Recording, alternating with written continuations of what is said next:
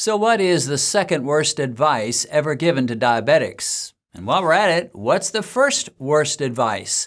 We're going to talk about that coming up.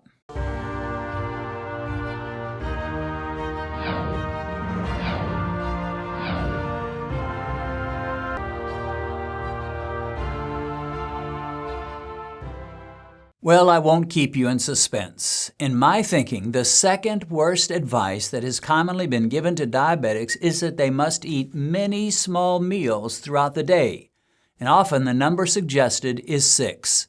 Rather than eating 3 meals a day as most do, or 1 or 2 meals a day as the intermittent fasters often do, many nutritionists and so-called experts will tell diabetics to eat 6 small meals throughout the day, which would mean you'd be eating food about every 2 to 3 hours throughout your waking day.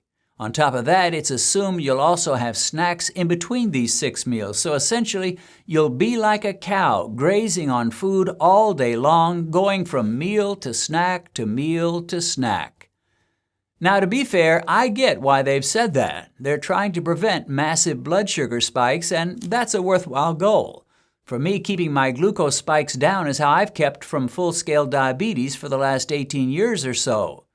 Their thought is, since your meals are going to spike your blood sugar, it's far better to eat smaller meals and create smaller spikes than to eat large meals and get those big spikes. Makes sense, doesn't it? Well, it makes sense if you're determined you're going to eat high-carb meals.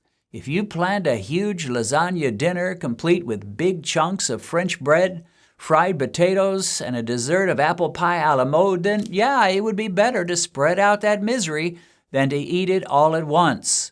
In both cases, it would be terrible for you, but at least you wouldn't get the blood sugar spike you'd get by eating it all at once.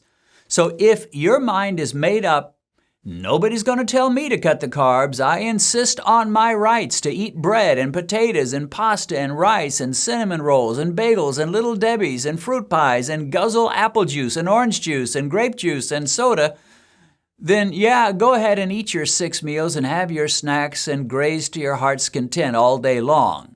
You'll do tremendous damage to your body for sure, but your spikes would be somewhat less than if you simply ate all those same foods in 3 large meals each day. But if you ever want to get serious about defeating the monster of diabetes and getting your fasting glucose and your A1C scores in line, you're going to have to drop this nonsense. In order to demonstrate why this multiple meals approach is so bad, I brought a little whiteboard for illustration. So let's talk about what happens during the day of a diabetic, but we'll start with what happens during the day of a non-diabetic. Let's say that this line right here is your baseline glucose level. This is what you normally would get if you let your blood sugar go down, you don't eat for about 5 hours, or when you wake up in the morning and you haven't eaten for 8 or 10 or 12 hours, it's going to be at this level.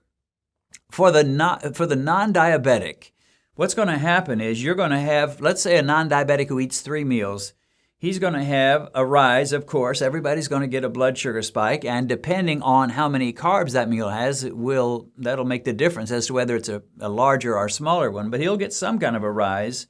But for a non-diabetic, it'll go down pretty quick.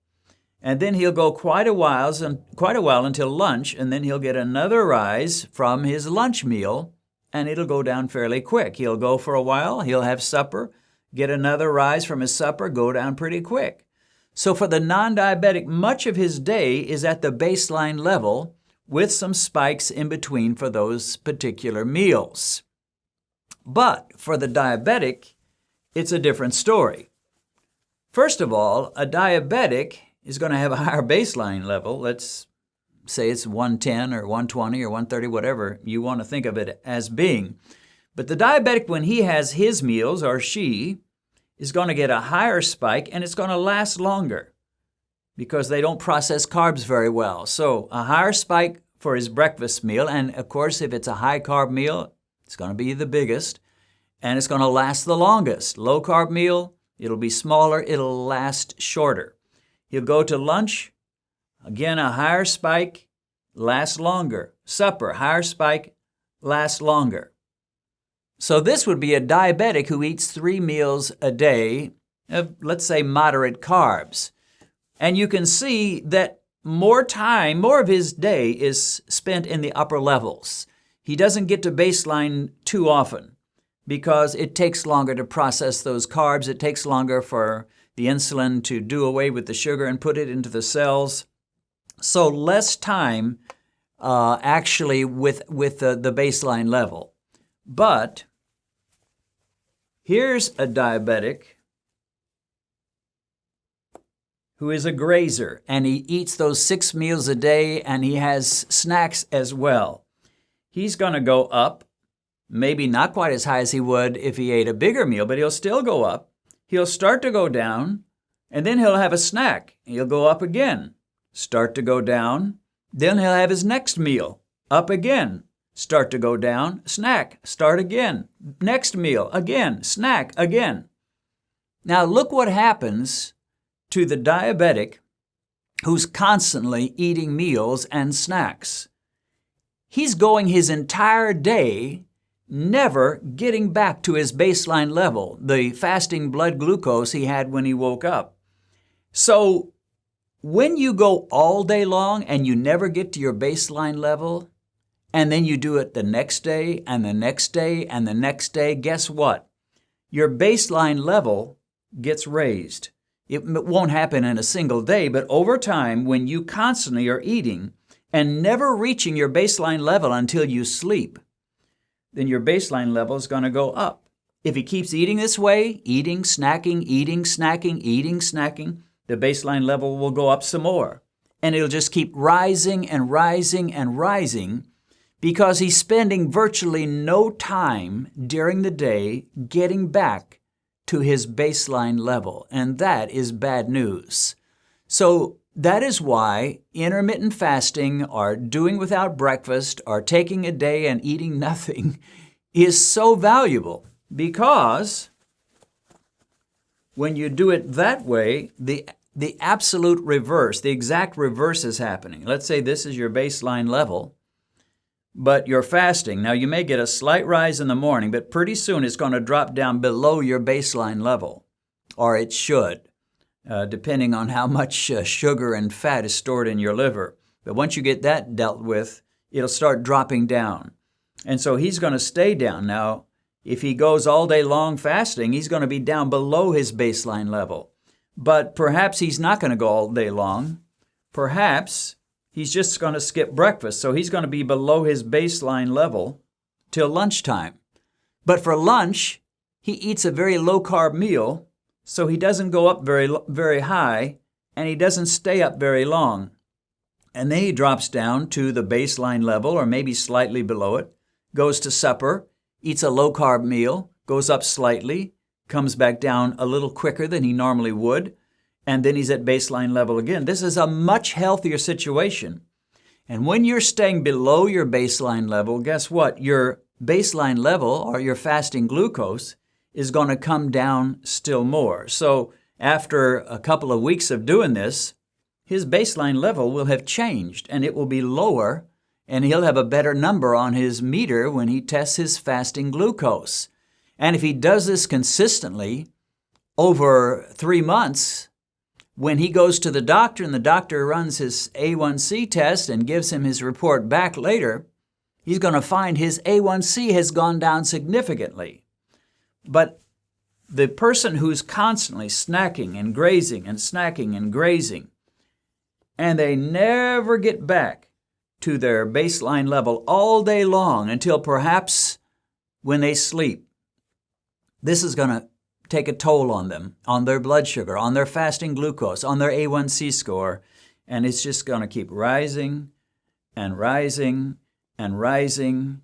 And at some point, a doctor's going to say, you've got an A1C of 8 or 9 or 10 or 12 or 14. You're in a dangerous situation. Well, he didn't start that way. He wasn't born that way. But he just kept raising it by too much eating and too high carb eating. And there's one further thing I need to show you about this person who snacks and grazes constantly. And that is, their blood sugar is going up constantly from all the grazing and all the snacking and never getting back to baseline. We've talked about that. But guess what? Their insulin levels are getting high as well, and they're never getting to a normal level. So high insulin is going to accompany high glucose. And insulin by itself is a disaster. By itself can cause major health issues. So they're going to have the double whammy of high glucose, high insulin. That insulin will never get down where it should, and insulin in small amounts is a good thing, but insulin at high levels is a dangerous thing. Dr. Michael Eads calls it a rogue hormone. Well, it doesn't have to be. I mean, we all need insulin, but when you don't get that insulin to its proper level, when you're constantly living like this, day after day, week after week, month after month, year after year, it is a recipe for disaster. It is a nightmare for you. So high glucose and high insulin. Here's some good news for you. Your fasting blood sugar is not the Rock of Gibraltar. It will move and it can raise or lower in a couple of weeks' time depending on what you eat and your eating habits. In fact, not only can it move and change, but it is fairly easy to move. It quickly responds to changes in your dietary habits, especially when it is high. If you're waking up with a fasting blood sugar near 200, don't despair. Most diabetics can get that down into the low 100s in a couple of short months by low-carb eating, skipping a few breakfasts each week, creating a smaller eating window, such as a 6 or 8 hour window during the day, and no snacks. I hear of testimony after testimony from men and women who go from dangerously high A1C scores to normal ones in 3 to 6 months' time. And when you reduce your baseline glucose level, like we were talking about, your A1C will always reflect that in 2 to 3 months. Your A1C number is essentially an average of your blood sugar throughout each day over the last 3 months. Get that base level down and your A1C will always improve dramatically. Your doctor will be pleased and probably curious, and you'll have done yourself a tremendous favor. So this advice to eat 6 small meals each day plus a few snacks is a recipe for disaster for most diabetics. Maybe there are a few that would benefit. We are all different after all, but for most it would be exactly the wrong way to lower your blood sugar levels. You see, when I eat a very low-carb meal, even if it's a big meal and thoroughly satisfying, I'm not going to get much of a blood sugar spike.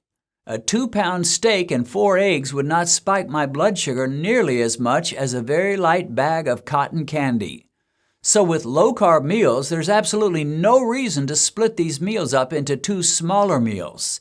Eat the whole thing, and then let your pancreas rest and your insulin level steadily drop for the next 5 or 6 hours until you eat another low-carb meal.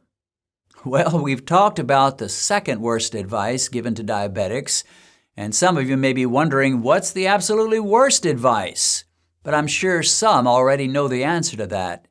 In my thinking, the worst advice of all is to suggest that diabetics eat a low-fat, high-carb diet with 50 to 70 grams of carbs each meal. That is just flat-out criminal to advise diabetics to eat the very thing that is killing them. It'd be like taking a man who had a near-fatal allergic reaction to peanuts and asking him every time you see him, have you eaten your peanuts today? Sure, peanuts are a healthy food for most, but not for him. To demand that he eat lots of peanuts is foolish, illogical, cruel, wicked, stupid, unreasonable, and simply crazy. And I think you can make the connection without me saying anything further. Well, that's it for now. If you appreciated the video, give it a thumbs up so YouTube will rank it higher in its search engine and will promote it so others can be able to see it. And consider subscribing to this channel and clicking on the little bell icon so you'll be notified every time we post a new video. God bless and see you again soon.